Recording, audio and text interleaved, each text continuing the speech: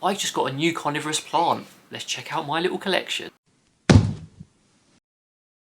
Hello everyone, welcome back to Spooderpods. I'm David and today I thought I'd do a video on my carnivorous plants. I really love my carnivorous plants and I just got myself a new one, so I thought I'd show you my small collection of them. I do plan to expand it in the future, but we are very limited on space with all the inverts and parrots we have here, so for now it's nice and small.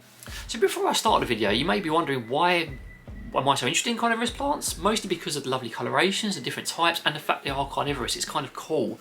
And also, as an invert keeper, carnivorous plants are really useful, especially the ones that deal with fungus, gnats, and other small pests. Just having a couple of these in your invert room can save you a lot of hassle and a lot of annoyance dealing with fungus gnats, because they will attract them, they will come over, and they will eat them. And that's why I highly recommend getting at least one or two if you do own inverts and are even vaguely interested in them.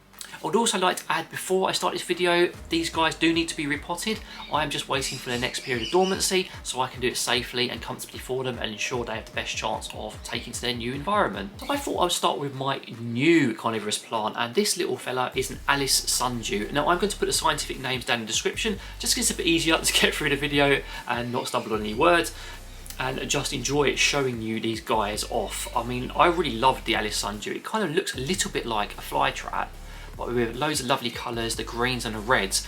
But what's most beautiful about this particular carnivorous plant is where it gets its namesake, the little buds of dew on it. It constantly looks like it's been rained on recently, and that's how it captures its prey.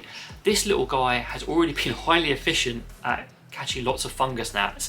We popped him in the kitchen because Sophie's growing some plants for the birds in there, and this little critter has been catching them like crazy. So I might even get a second for the invert room as well. And it's just such a beautiful plant. It has the same sort of requirements as the fly trap and the butterwort, in that, you know, it needs its distilled water, it needs lots of sunlight, you need to make sure you monitor the water supply. But yeah, what a charming sort of carnivorous plant. It doesn't really require too much effort, just needs to get the effort right with it. Next up, a staple in the carnivorous plant hobby, and I'm sure that is definitely a thing. There must be you guys out there who just love these guys, and that is the Venus flytrap. I hope you like my little sign there. I really think it adds a bit of, I don't know, character to it. I just like it, just forgive me, I like it. And yeah, Venus flytraps are awesome. This little guy has been catching flies for over a year with us. It recently came out of dormancy and now it's regrowing its little traps. As you can see, that's why there's not much colour on them, but I will put some footage on the screen of it when it was ready to go, so to speak, a little bit further down the year. Another beautiful carnivorous plant and really kind of iconic in the hobby. It's just one you just have to have, and it's just so cool when you see it actually capture things as well, and it really does. Sometimes you have to feed it yourself, but most of the time it will attract flies and capture them itself. What a great plant, really love it. And finally, we have the butterwort. Now, not as many people have this one, but we picked it up with our Venus flytrap, and it's been very effective at catching fungus gnats.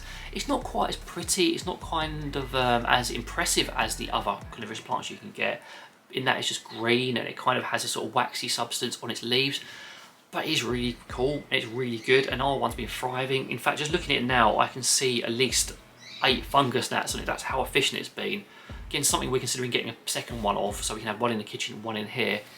So those are my carnivorous plants. There will be more added to the collection, and remember, if you're planning on getting one, do your research first. You can't just give them normal tap water. You kind of want to use distilled water, and you want to make sure you get lots of sun. I've got a video on my Venus flytrap, which I'll leave a card for now if you want to learn a little bit more about them.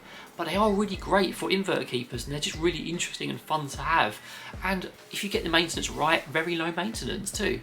Do you have carnivorous plants? Are you interested in them? Would you like to see more if I was to get more? Please let me know down in the comments. But in the meantime, take care and see you later.